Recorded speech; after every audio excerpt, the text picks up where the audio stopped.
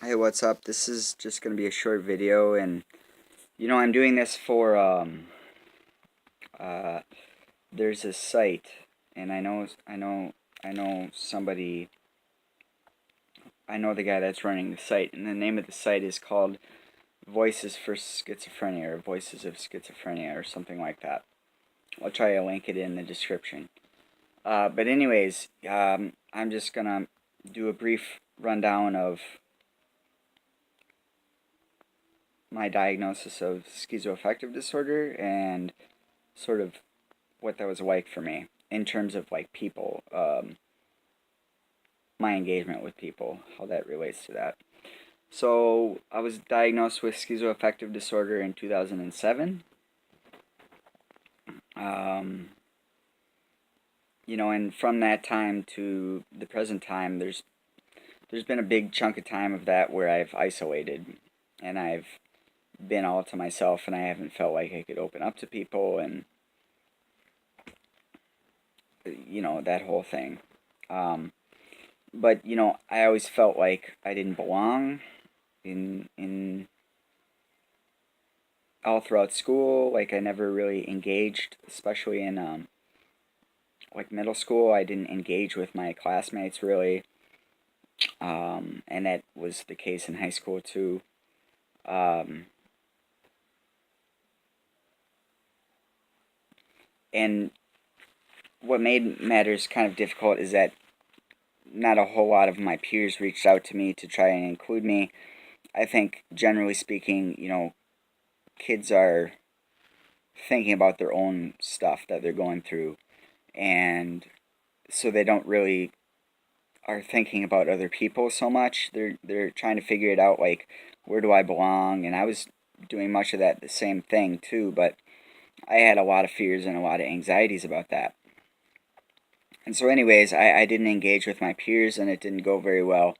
And in fact, when I was, I think in 8th grade, the school psychologist reached out to me, and they wanted to know how I was doing. And in my pride, I faked it, and I made it seem like everything was fine, and I didn't tell the truth. And so, because of that, I feel like that could have been an event that could have really changed the course of my life if I would have gotten help a lot sooner. But because I didn't feel like I could trust them, it just kind of turned into nothing. So, it's something that I sometimes feel guilty about, and like, could I have changed anything there? Um,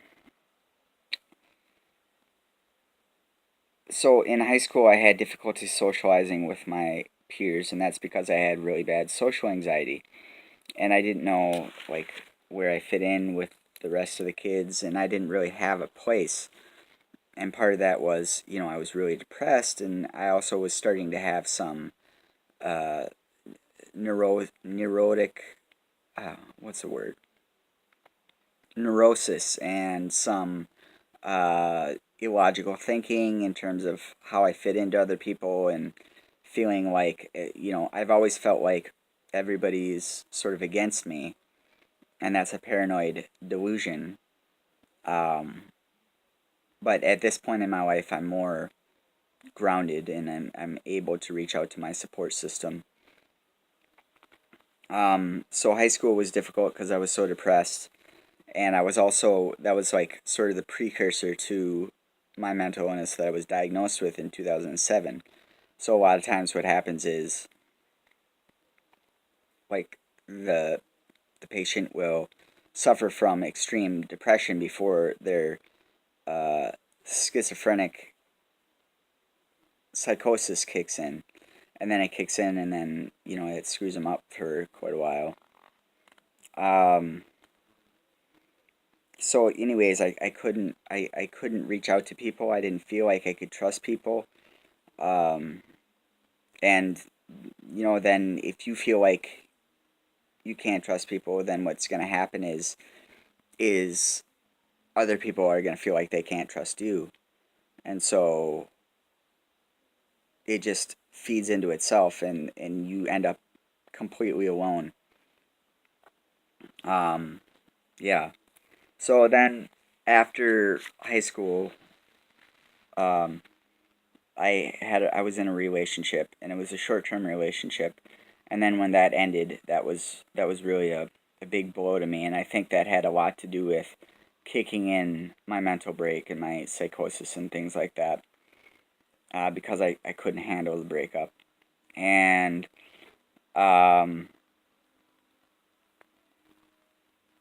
yeah, so and then I had my mental break in 2007, and I was hospitalized once, and I don't know what they diagnosed me with or what they said about me at that point, but I know then, um, I know then the second time I was hospitalized in 2007 is when they diagnosed me with schizoaffective disorder. And then at this point, the friends that I did have that were like outside of school, didn't really know how to handle that. And so they just sort of, wrote me off. And so I did have one friend that sort of reached out to me as I was in the hospital, and I didn't know him before, and he went to the same school I went to in kindergarten, and so I thought that was interesting, and so we've been friends ever since. But at the time I didn't really feel like I could trust him, and it's like that's just been a constant theme for me, is like not being able to trust people. Um, yeah, and then so since 2007 to present day, it's like now in the last, I want to say, like 3 months has been when I've really been trying to reach out to my support system and like actually talk to people about my problems, because otherwise I was just keeping it out of myself. Um, yeah. So basically, I felt like I lived alone and I had to deal with everything myself for like 15 years of my life. And that started in, middle school.